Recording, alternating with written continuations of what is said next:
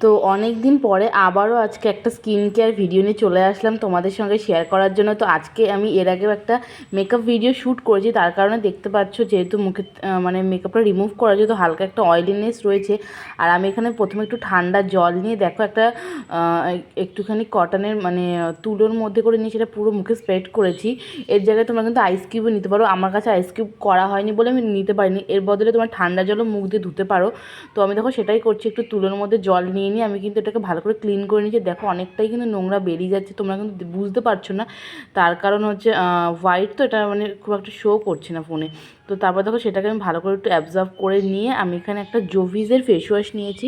এটা কিন্তু ফোমিং face wash, আর এটা কিন্তু একটা খুব সুন্দর হাইড্রেট একটা করে, মুখের পলিউশনগুলোকে খুব ভালোভাবে বার করে। তো দেখো সেটাকে আমি নিয়ে কিন্তু অনেকক্ষণই মুখে কিন্তু এটাকে মানে রাফ করেছি, মানে 1-2 মিনিট তো এটাকে ভালোভাবে করেছি। তোমরাও কিন্তু এভাবে করতে পারো, এটা ডিপ ক্লিনিংয়ের কাজও করে দেয়।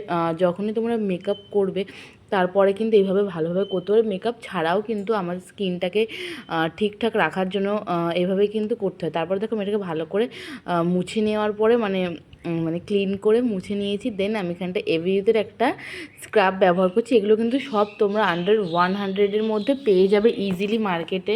তো আমি এখানে এভিউতে ইউজ করেছি, এছাড়াও কিন্তু তোমরা এখানটা হিমালয়ের পেয়ে যাবে।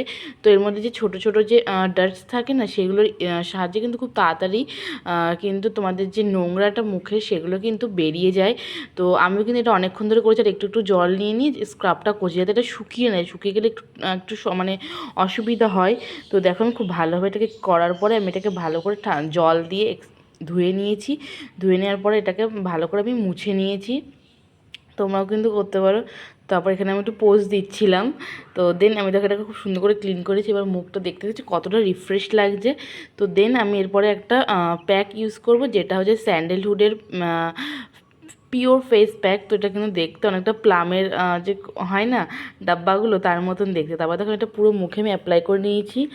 আর এটা মানে যে পিওর যে চন্দন কাঠের হয় না সেটা না, কারণ আমার চন্দন কাঠটা আমার স্কিনে শ্যুট করে না, ওটা আমার মানে অ্যালার্জি বেরিয়ে যায়। তো আমি পিওর যে চন্দন পাউডার সেটার আমি ইউজ করছি না।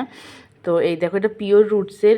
তো পুরো মুখে আমি অ্যাপ্লাই করেছি। এটা 10 মিনিট মতো রাখার পরে 10 মিনিট না 5 মিনিট মতো রেখেই এটা শুকিয়ে গেছে।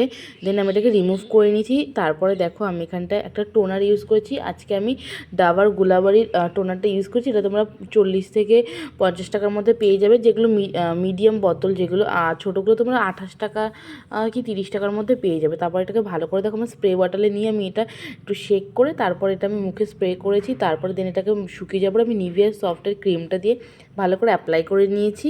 তো এই হলো আমার ছোটো একটা স্কিন কেয়ার। কেমন লাগলো তোমরা প্লিজ জানিও কমেন্টে। যদি ভালো লাগে আমাকে বললো, আমি তোমাদের কাছে হেয়ার কেয়ার স্কিন কেয়ার যে কোনো আমাকে রিলেট করো, আমি তোমাদেরকে দেবো। হয়তো 2-1 দিন সময় লাগবে জিনিসটা ভালো করে প্রিপেয়ার করে নিতে। তো কমেন্টে কিন্তু বললো, আর চ্যানেলটা পারলে সাবস্ক্রাইব করো। টাটা সবাই। তো নেক্সট কী ভিডিও দেখতে চাও অবশ্যই কমেন্ট করো।